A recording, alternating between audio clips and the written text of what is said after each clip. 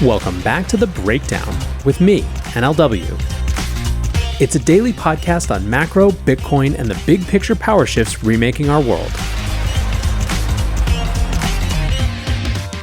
What's going on, guys? It is Thursday, March 7th, and today we are not talking about Bitcoin's price. Before we don't get into that, however, if you are enjoying The Breakdown, please go subscribe to it, give it a rating, give it a review, or if you want to dive deeper into the conversation, come join us on the Breakers Discord. You can find a link in the show notes or go to bit.ly/breakdownpod. All right, friends. Well, like I said, we are rotating around $67,000 Bitcoin today, which I gotta say ain't the worst place to be range bound, but the lack of volatility and action means we get a breather to talk about non-price stuff. And that non-price stuff that we're going to talk about comes in the form of a scathing dissent from SEC Commissioners Hester Peirce and Mark Uyeda after the SEC's latest enforcement policy action. Commissioners Peirce and Uyeda have called the settlement with ShapeShift as, quote, the latest installment in the serial drama of the Commission's poorly conceived crypto policy. So what's going on? Well, on Tuesday, the SEC announced their settlement with crypto swapping platform ShapeShift. ShapeShift has paid a $275 million fine and agreed to stop offering services in the US via their company. The major problem was that ShapeShift had already ceased operations as a company way back in 2021. That year, ShapeShift decentralized its service, no longer acting as a direct counterparty in swaps. They also decentralized governance to a DAO. In the settlement, the SEC took no issue with anything that has happened since the DAO had been formed.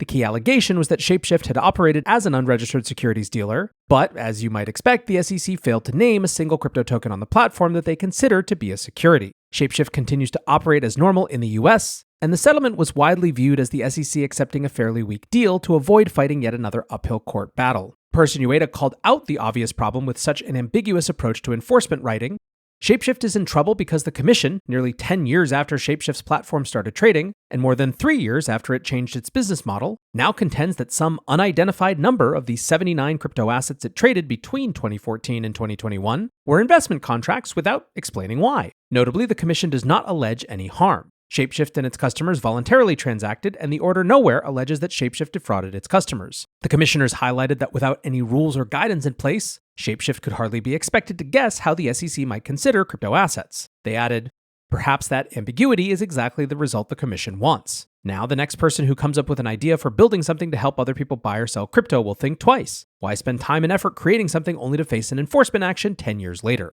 Indeed, to underscore the Kafka-esque state of the agency's crypto policy, the commissioner scripted a short version of what could be expected when a company attempts to, quote, come in and register. They wrote, Future ShapeShift says, hello, I would like to register as a dealer. SEC.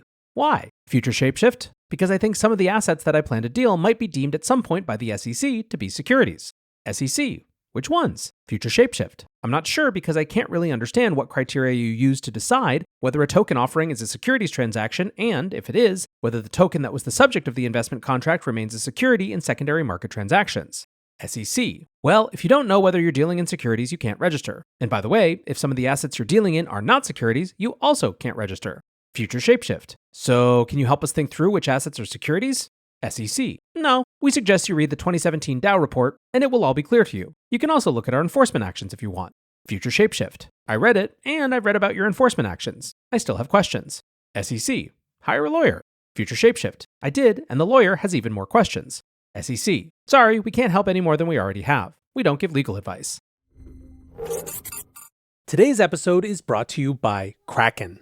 For far too long, the whole financial system has been standing still. Too slow, only on for certain hours, overly designed for some types of people, but not for others. Crypto, at its best, represents progress. It asks the question, what if? It invites people in instead of leaving them out. It's on 24/7, 365, and moves at the speed of real life. Not everyone believes it. We've got our fair share of detractors, but that's the way it always is when you're building something new. Kraken is a crypto company that has been through the highs and lows of the industry, facing forwards towards progress throughout. And now they're inviting us to see what crypto can be. Learn more at kraken.com/thebreakdown.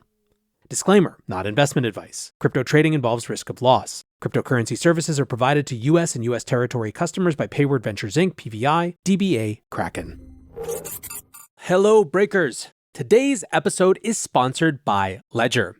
As another cycle ramps up, It's another chance to think about your Bitcoin custody best practices, and of course, to help all the new folks do the same. Ledger is the global platform for securing Bitcoin and other crypto. Ledger combines both hardware wallets and the Ledger Live app to offer the best way to buy, sell, swap, and stake without sacrificing on security or self-custody. Ledger features cutting-edge technology in the form of a certified secure chip and a proprietary operating system, but also brings ease of use. This makes Ledger a safe and secure way to manage your digital assets without all the stress. Check out the link to the Bitcoin Ledger Nano in the show notes. 5% of all sales of the Bitcoin Ledger Nano go to support Bitcoin development. Thanks once again to Ledger for supporting The Breakdown. The commissioners noted that the rules are getting murkier and murkier as the SEC expands its jurisdiction, particularly with the recent proposal to require market makers to register as dealers. The agency pointed out that they expect these new rules to cover, quote, certain crypto market participants. And was the SEC certain enough to provide any guidance on this point? Absolutely not. The commissioners capped off their dissent by pointing to the farcical state of token classification, where the SEC claims that some tokens are securities, but, quote, the standards are so opaque and arbitrary that the Commission itself is unwilling to stand by its own analysis. If case-by-case determination is possible, we respectfully request that the Commission show its work. Overall, they called the current situation untenable, stating that, quote, it exposes well-meaning entrepreneurs to a regulatory sword of Damocles. Cases like this do not protect investors. They intimidate innovators and entrepreneurs. We respectfully dissent. In presenting that script of a typical SEC meeting, the commissioners wrote that it was by no means hypothetical. Most of the crypto industry chimed in to confirm that they had experienced that meeting almost word for word. Coinbase Chief Legal Officer Paul Grewal confirmed it was not hypothetical, adding, I have the receipts. Austin Campbell, the founder of Zero Knowledge Consulting, wrote, if you think this is a joke, I have been in a meeting with the SEC where almost exactly this happened. Hundreds of millions of dollars of investment money and tons of high-paying jobs are leaving the US, and founders aren't just refusing to return, but actively distrust the US and its law now. Crypto litigation expert Jason Gottlieb gave his take, tweeting, this dissent is absolutely right, including their script for what happens in I'd like to register meetings, which is a very accurate version of how these meetings go. Others noted how much the dissents from Peirce and, more recently, Uyeda have shifted in tone. Peirce, in particular, has dissented against basically every crypto decision made by the SEC since 2020. Her criticisms began as relatively constructive. They largely focused on the loss of opportunity that comes from cracking down on a nascent industry that is crying out for clear rules and guidance. With this dissent, however, we are now at the point of open and direct mockery of the SEC's incoherent policy approach. One of the reasons that Peirce may be feeling more emboldened to openly mock SEC policy is that the agency's credibility under Gary Gensler has completely collapsed. The outrage from the crypto industry has been loud and persistent, but the SEC agenda has received a huge amount of pushback from the traditional finance sector as well. The list of poorly thought out and executed rulemaking proposals presented by the SEC is frankly too numerous to get into at this point. As one example, however, on Wednesday the SEC released the final version of their highly controversial ESG disclosure rule. The finance industry has been highly critical of the rule since it was first proposed. They argued that it would add a huge compliance burden, with firms forced to measure their environmental impact against poorly defined criteria. Specifically, large companies would be required to disclose the greenhouse gas emissions associated with their entire supply chain, a nearly impossible task to achieve with any level of accuracy or consistency. They would also be required to disclose risks associated with climate-driven extreme weather events and how they are managing them. That category is obviously so broad that it becomes almost meaningless as a risk disclosure. The policy rule received more than 24,000 comments since it was first put forward in 2022. The SEC has now released a severely watered-down rule that has managed to upset both sides of the argument. Emissions related to the supply chain are no longer included in the rule, leading to environmental groups criticizing this exclusion, with, for example, the Sierra Club's executive director Ben Jealous saying, allowing companies to continue hiding a full accounting of their climate pollution keeps investors in the dark. On the business side, meanwhile, Chamber Center for Capital Markets Competitiveness Executive Vice President Tom Quadman said, while it appears that some of the most onerous provisions in the initial proposed rule have been removed, this remains a novel and complicated rule that will likely have significant impact on businesses and their investors. In many ways, this rule is a microcosm of the issues with the current SEC agenda. Numerous rules have been put forward with very minimal functionality, high compliance costs, with a seemingly overt political agenda. All the while, many feel that the SEC has lost sight of its core mandate to promote and safeguard the integrity of U.S. capital markets. Investor Adam Cochran highlighted that Gensler's time as head of the SEC could be a political liability heading into election season, writing, if Joe Biden wants to appeal to fiscal Republicans and independents, I know a lot of single-issue voters who really want to see Gary Gensler replaced with a competent chair like Hester Peirce. Gensler refuses to give guidance or policy to industry, bullies small U.S. startups, has led to the highest turnover and lowest job satisfaction rate at the SEC, has lost his court battles with crypto at every turn, denied Americans access to a Bitcoin ETF until courts forced him to catch up with the rest of the world, has sent millions of jobs overseas by creating a chilling effect on fintech industries, and has sent millions of jobs overseas by creating a chilling effect on fintech industries. Replacing Gensler in the new administration isn't controversial, as most people don't know who he is. Those who do know don't like him. A large chunk of crypto are single-issue voters. A large chunk of fiscal Republicans want to see an admin that can catch across the aisle of fiscal policy. Seems like some real low-hanging fruit to commit kicking Gensler to the curb and having Hester Peirce propose some new crypto regulation.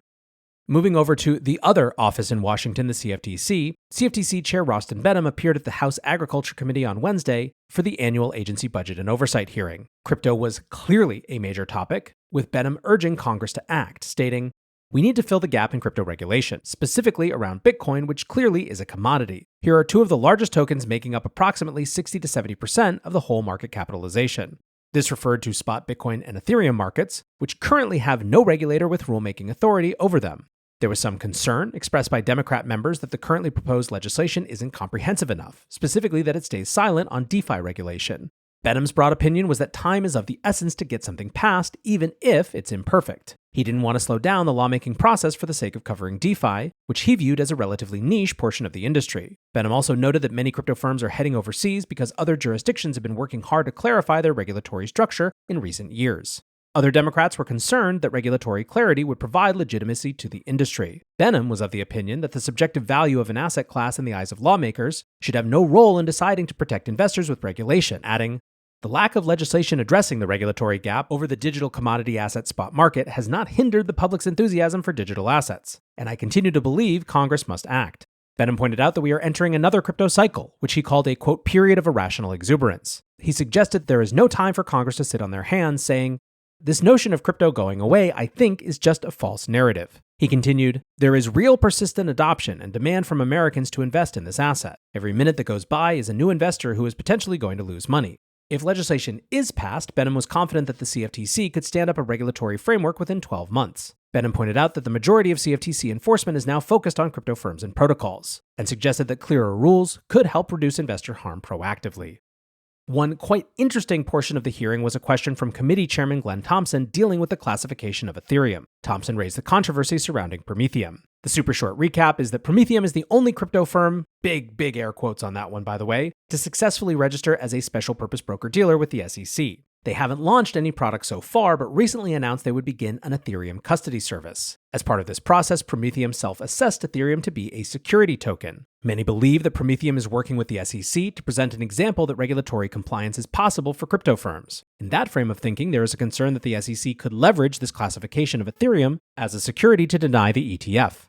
Benham noted that regulated Ethereum futures have been available for almost 4 years, which would only be possible if Ethereum is considered to be a commodity. He said that discussions with SEC staff have indicated that, quote, "This was an independent decision by Prometheum. It is my understanding that this was not at all a decision by the SEC. However, how this plays out is still critical." Benham said that if we see any validation of this decision by the SEC, quote, "It would then put our exchanges who list Ether as a futures contract in non-compliance with SEC rules." Benham assured the committee that his agency is working with the SEC to make sure that, quote, "Whatever steps are taken are deliberate, that we're involved, and that they understand what the consequences would be if there was a decision to determine that Ether is a security." He implied that this would be a risky move, adding, quote, "As of now, we need to protect the integrity of our markets and understand that this is a years-old decision where these markets are functioning well under the conclusion that Ether is a commodity." Now, I think when push comes to shove, the point that was being hammered over and over again is that Democrats need to get it through their heads that crypto isn't going away. There is a certain wishful thinking that is holding back policy, and ultimately it's just not going to work. Lastly today, Crypto Policy Action Committee Fairshake is declaring victory after a successful first outing on Super Tuesday. For our overseas listeners, Super Tuesday is the biggest day for primary voting in America, when 15 states select their party candidates ahead of November's election. Fairshake and other crypto PACs had thrown their weight behind several congressional races to ensure their preferred candidates secured the party nomination. All 4 election campaigns, which saw significant crypto money spent, ended up with a favorable result for the industry. By far the most attention was focused on the California Senate race, where Katie Porter was attempting to make the transition from her House seat to the Senate. Fairshake had committed $10 million to running a campaign against Porter, with the primary concern being that Porter is a staunch ally of Elizabeth Warren and could become a key member of the anti-crypto army in the Senate.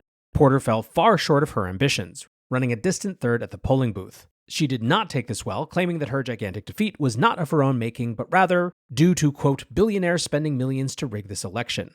John Vlasto, a spokesman for Fairshake and other crypto PACs, treated the night as a coming out party for the crypto voter, stating, Katie Porter sided with Elizabeth Warren and against the 52 million Americans who own crypto. Tonight, her choice ended her career in Congress. From the White House to the Senate to the House, make no mistake, the crypto voter is here. Crypto voter cares whose side a candidate is on, and the crypto voter will play a pivotal role in the 2024 election. Investment bank TD Cowen noted the importance of crypto money in this year's election cycle, but suggested the industry would fall short of establishing a pro-crypto coalition in Washington. Analysts wrote in a Wednesday note, We believe crypto election spending could help in the next Congress if the industry's preferred candidates win in November. Yet it won't be decisive, as enough crypto critics will remain to ensure whatever bill advances is a compromise. Key critics remain in power, including Senate Banking Chair Sherrod Brown and Senator Elizabeth Warren. And indeed, much commentary focused on Brown's hotly contested Senate race in Ohio as the key place where crypto money can make a difference. Investor Nick Carter wrote, The most important statewide race in 2024 is Ohio. Unlike Warren, Sherrod Brown is actually beatable. Moreno, the frontrunner in the Republican primary, is strongly pro-crypto. Brown is a massive hater and a colossal hindrance in the Senate. Focus on Ohio. For their part, Fairshake still has over $60 million in donations to spend as we approach November, and will likely seek to boost their war chest as we head into the thick of election season. Interesting stuff in the world of crypto and politics, but that will do it for today's breakdown. Big thank you as always to my sponsors for today's show. First up, Kraken. Go to kraken.com and see what crypto can be. And of course, thank you to Ledger as well. Check out the Ledger Bitcoin Nano. 5% of sales of that particular ledger will go to supporting Bitcoin development. Till next time, guys, be safe and take care of each other. Peace.